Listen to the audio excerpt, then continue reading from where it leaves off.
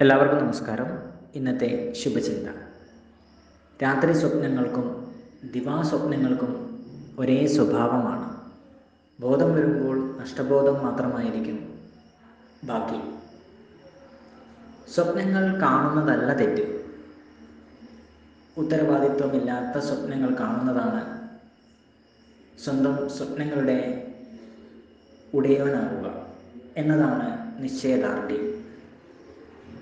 ആലസ്യത്തിലും അത്യാഗ്രഹത്തിലും കാണുന്ന സ്വപ്നങ്ങൾ അവ നൽകുന്ന താൽക്കാലിക വൈകാരിക സുഖങ്ങൾക്ക് അടിമയായവർക്ക് അതിൽ നിന്ന് ഒരിക്കലും പുറത്തു കടക്കാനാവില്ല. മനസ്സറിഞ്ഞ് കാണുന്ന സ്വപ്നങ്ങളുടെ അവകാശി അത് കാണുന്നവർ മാത്രമാണ്.